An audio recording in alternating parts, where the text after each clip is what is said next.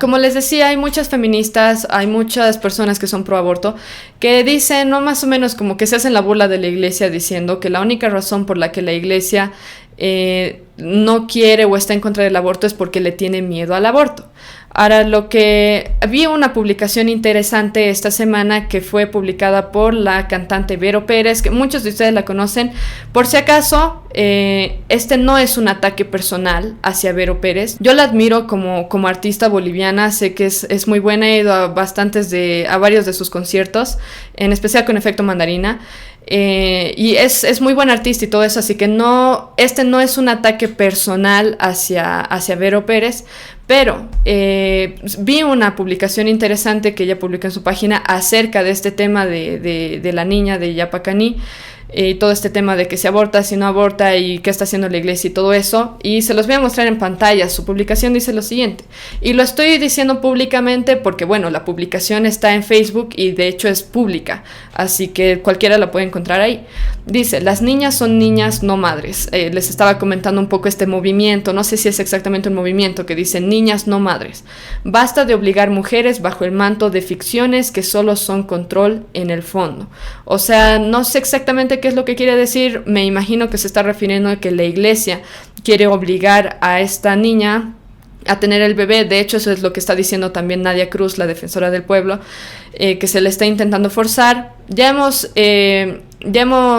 visto que en realidad la niña y la familia, ellos han decidido por su cuenta continuar con el embarazo, pero publiqué un artículo, hace referencia a un artículo en el que fue publicado en La Razón, que dice: el verdadero miedo de la iglesia al aborto.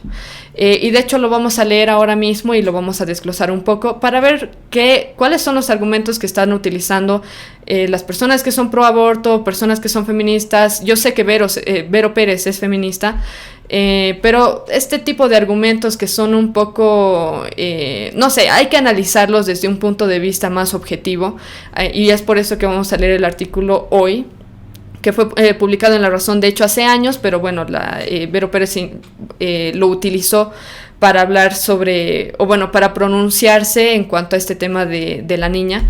Vamos a pasar al artículo que titula, lo van a poder ver en pantalla, titula: el verdadero miedo de la iglesia al aborto. Ahora, lo que el artículo hace es empezar diciendo lo siguiente: es difícil no creer verosímil la posibilidad de que cuando la Virgen María contó a José de Arimatea de su embarazo, el carpintero le haya dado una reverenda paliza no escasa de improperios propios de un varón ofendido perteneciente a una de las culturas más machistas existentes, la hebrea, la que debió haber sido aún peor hace 2000 años. Para comenzar, pareciera que el artículo está asumiendo que José ya estaba casado con María cuando ella tuvo fue cuando Jesús fue concebido en su vientre por medio del Espíritu Santo. Ese no es el caso, y de hecho se nota que la persona que escribió este artículo, se llama Ricardo Aguilar Agramont, no tengo idea de quién es esta persona, pero se nota que esta persona ni siquiera se tomó la molestia de leer lo que dice la Biblia acerca de la concepción de Jesús, y cuál fue la reacción de José, porque si se hubiera puesto a leer lo que dice realmente la Biblia al respecto, no hubiera llegado a esta, no sé si está intentando argumentar que realmente José golpeó a María por este tema del embarazo y todo eso, pero no es así. En el segundo párrafo dice: las explicaciones de la joven elegida de Dios debieron solo valerle más golpes de los que José creyera prudente si hubiese permanecido callada. Fue el Espíritu Santo en forma de una paloma, lo juro. El caso es que si hipotéticamente hubiera existido métodos artificiales de aborto, probablemente José habría obligado a abortar a nada menos que a nuestro Señor Jesucristo. Para comenzar, interesante que este artículo asuma que la cultura hebrea era una de las más machistas existentes. Eso no es cierto. De hecho, la cultura más machista existente es la musulmana, más probablemente. Y de hecho la Biblia, si esta persona la leyera, o si tal vez, de nuevo, no quiero atacar personalmente, pero realmente si vamos a hacer un argumento en contra de la iglesia, entonces por lo menos tomémonos el tiempo de leer lo que dice la iglesia acerca de ciertas cosas. El cristianismo, y de hecho la Biblia como tal, es una de las religiones más defensoras, más protectoras de la mujer que existe. De hecho, yo me atrevería a decir que es la más. No sé en qué libro de la Biblia es, creo que es en 2 Timoteo o en 1 Timoteo, donde incluso dice que los hombres tienen que amar a sus esposas como Cristo amó a la iglesia, lo que significa que los hombres tienen que estar dispuestos a morir por sus esposas.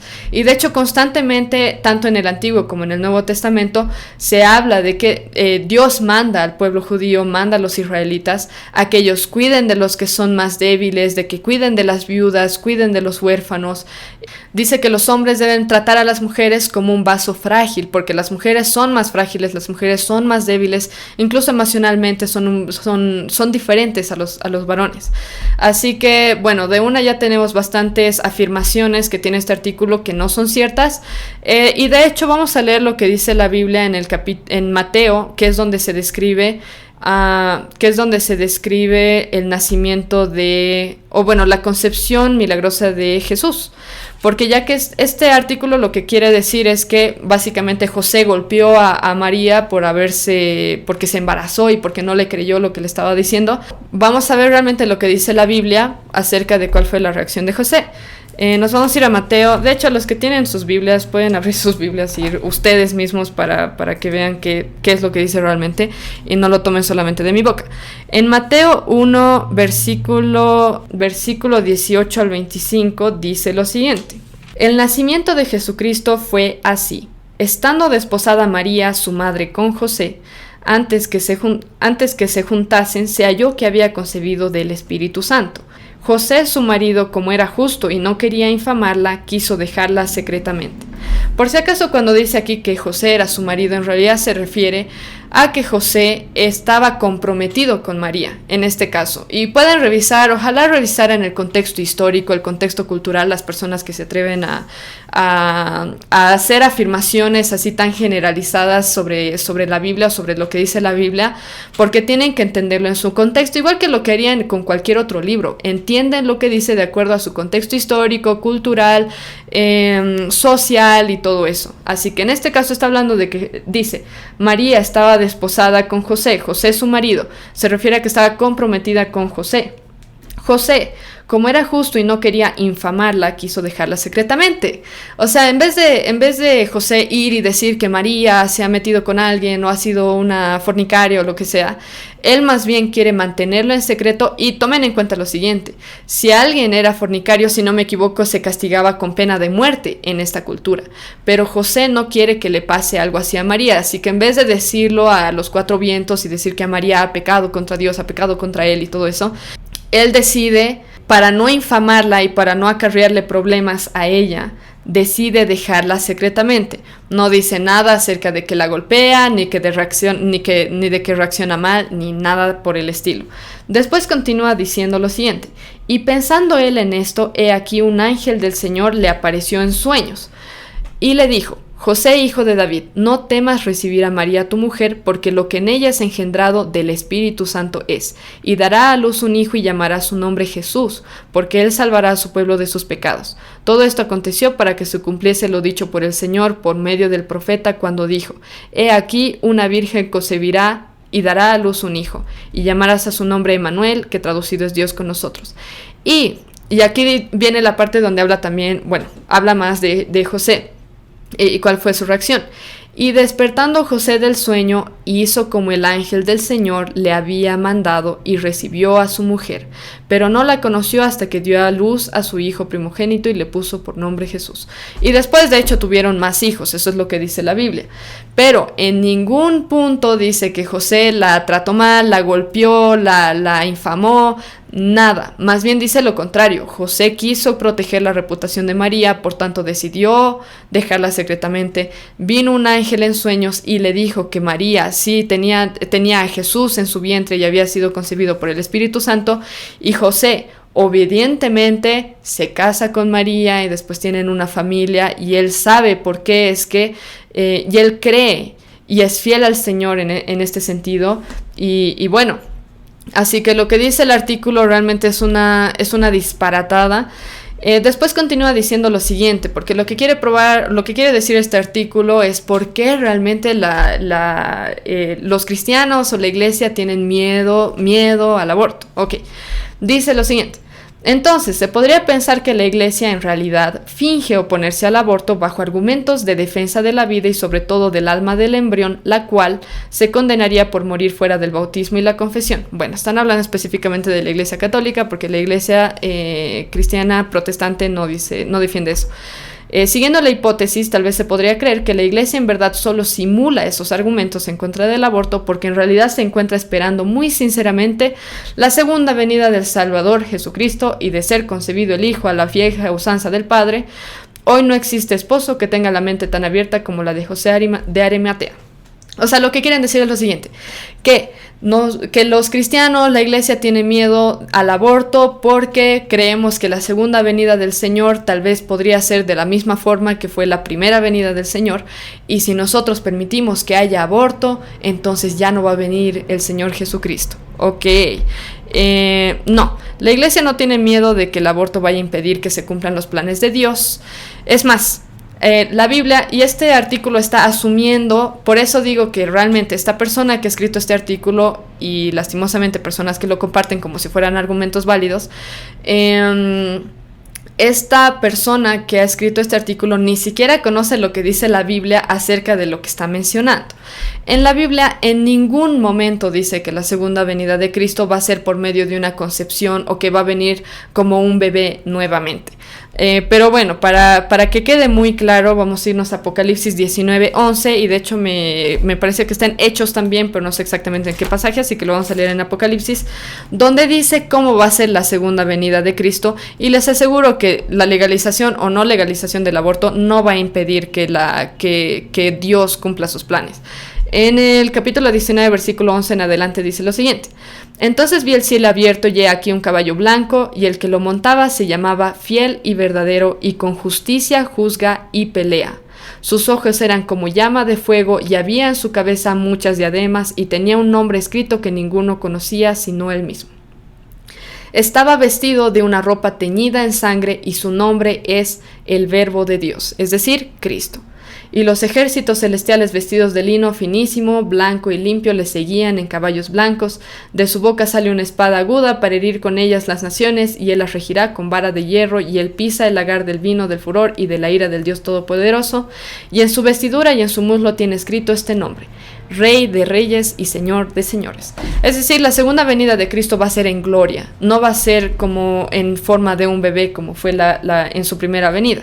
Así que, pero bueno, interesante que el artículo decida utilizar este tipo de argumento para decir que los cristianos y la iglesia tienen miedo del aborto porque tenemos miedo de que Cristo no venga de nuevo, porque el aborto va a evitar que el Todopoderoso venga. Eso no es así. Y no le tenemos miedo a eso tampoco.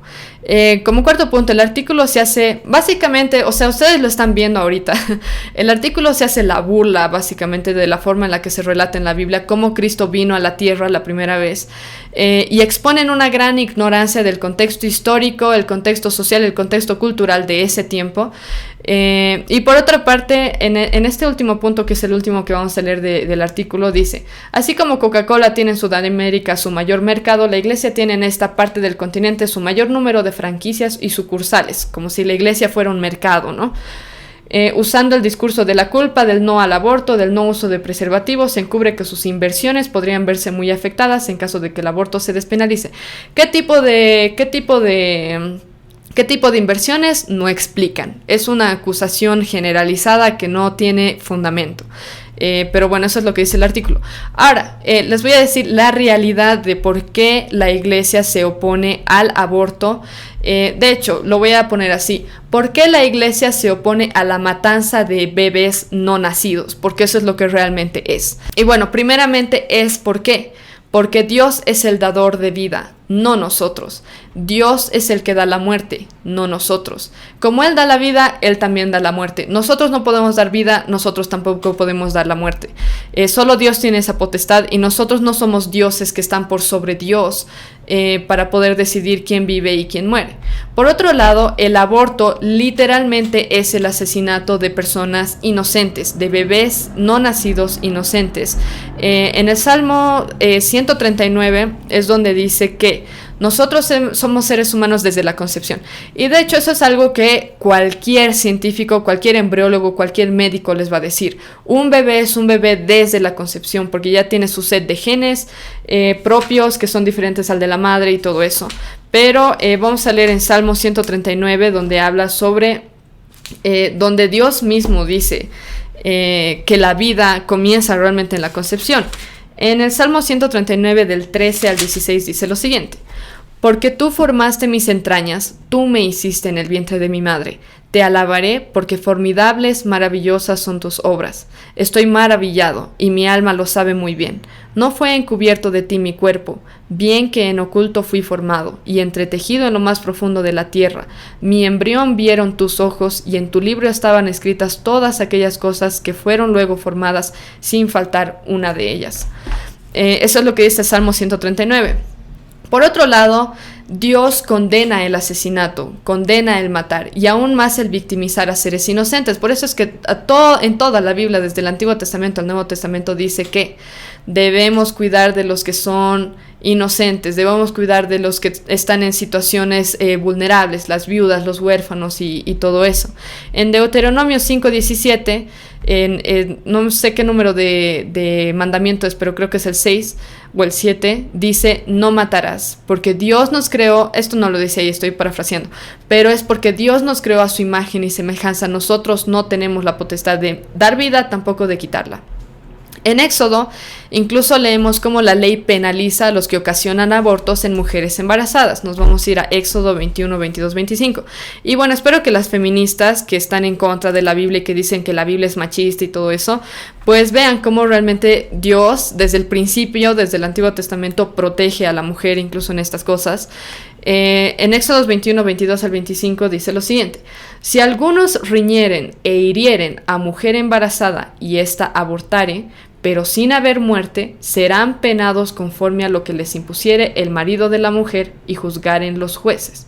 Mas si hubiere muerte, entonces pagarás vida por vida, ojo por ojo, diente por diente, mano por mano, pie por pie, quemadura por quemadura, herida por herida, golpe por golpe.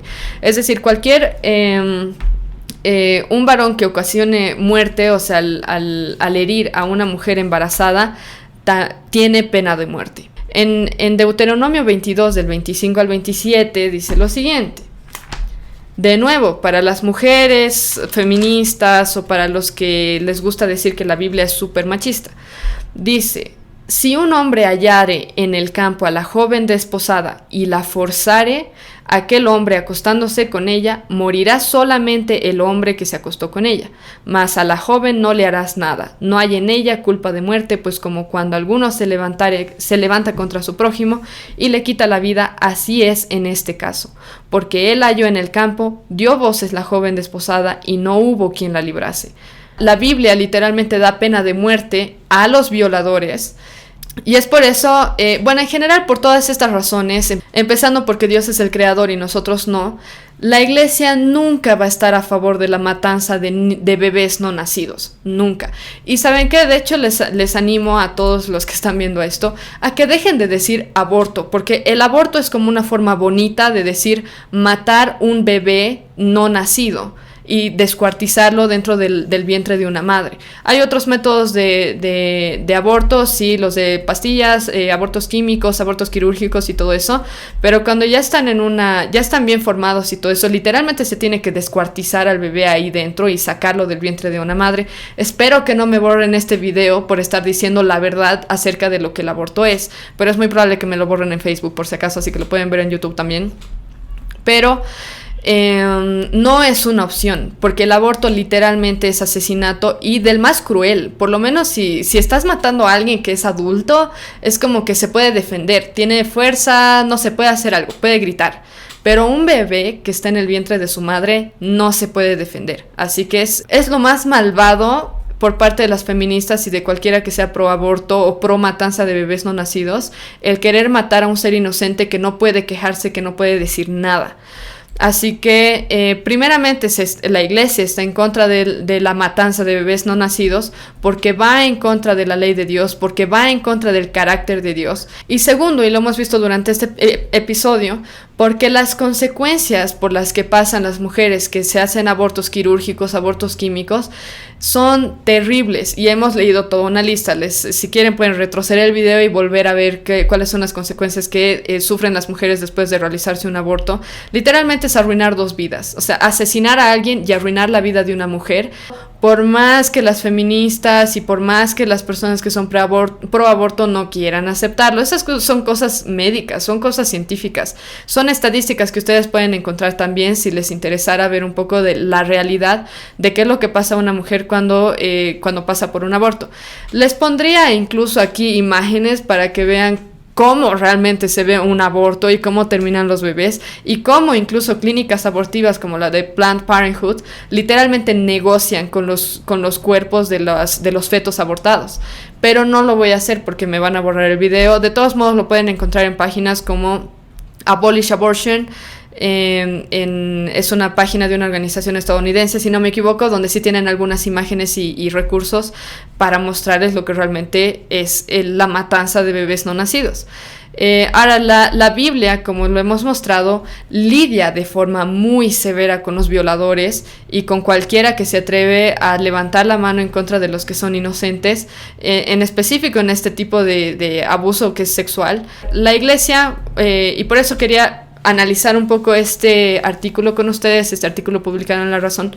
La iglesia no le tiene miedo al aborto porque piensan que van a abortar a Jesucristo en su segunda venida, para comenzar porque Jesucristo no va a venir como un bebé. Pero bueno, eso es algo que no saben porque no leen la Biblia para hacer sus argumentos. Y segundo, me parece algo deshonesto que feministas, y de nuevo, este no es un ataque personal a Vero Pérez, que es a la que vi compartir este artículo, no es un ataque personal, es una observación de los argumentos que se están utilizando en contra de la iglesia y para ir a favor del aborto, de la matanza de bebés no nacidos.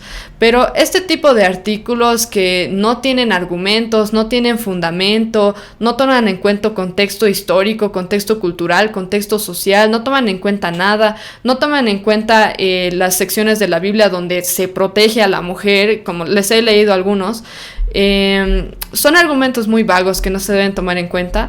Y a mis amigos que son cristianos, hermanos que son cristianos, les digo, cuando vemos este tipo de cosas, o sea, gente argumentando o hablando en contra de la iglesia o diciendo que los cristianos tienen miedo al aborto y que es irracional y que no sé qué, hay que ir a la Biblia y leer realmente lo que dice, porque muchos de los argumentos que se utilizan en contra de la iglesia no tienen el más mínimo fundamento, lastimosamente. Así que no va a dejar de ser tan terrible como suena. Matar un ser inocente no es algo que se puede excusar en ninguna situación.